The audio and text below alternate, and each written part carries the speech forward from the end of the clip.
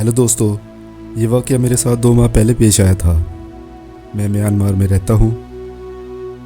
ये एक बहुत ही खूबसूरत मुल्क है।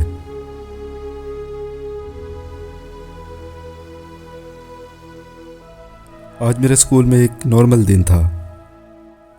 आमतौर पर मैं सुबह 5:30 बजे उठता हूँ और मैं 1 बजे स्कूल से वापस घर पहुँच जाता हूँ। स्कूल के बाद मैं घर में अकेला था।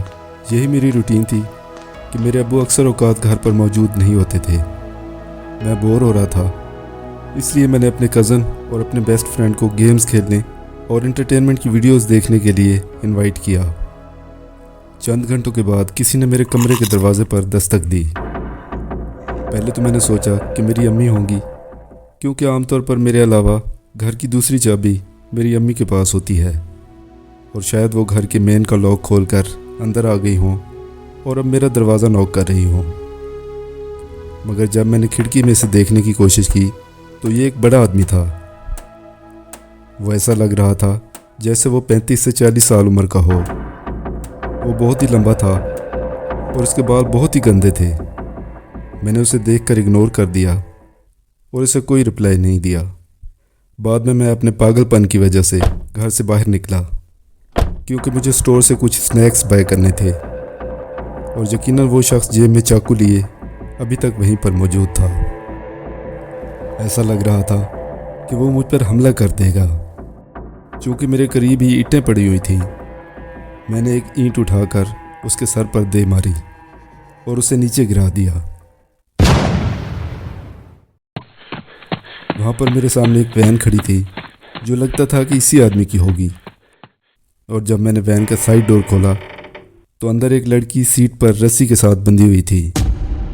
क्योंकि मैं उस वक्त 12 साल का था तो मेरे लिए यह सिचुएशन बहुत ही खौफनाक थी।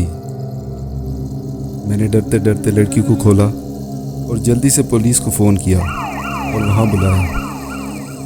थोड़ी ही देर में पुलिस वहाँ पहुँच गई और उस आदमी को उन्होंने पकड़ लिया। लड़की ने मुझे बताया कि वो भी शॉप से स्नैक्स लेने ही जा रही थी। अजीब इत्तेफाक की बात है कि वो भी स्नैक्स लेने के लिए जा रही थी और बदकिस्मती से उसको किडनैप कर लिया गया। और उसकी खुशकिस्मती ये थी कि मैं भी सेम उसी वक्त शॉप के लिए निकला था और मैंने उसे रस्सी से आज़ाद कर दिया। मेरे दोस्त और मेरे कज़न को अभी तक इस बात का इल्म ही नहीं है, क्योंकि वो फोर्टनाइट खेलने में मसरूफ़ थे और घर के अंदर ही बैठे हुए थे। लेकिन मुझे हैरानगी इस बात की है कि अगर ईंट ना पड़ी होती तो मैं मदद कैसे करता और वो आदमी मेरे और उस लड़की के साथ ना जाने क्या कर देता।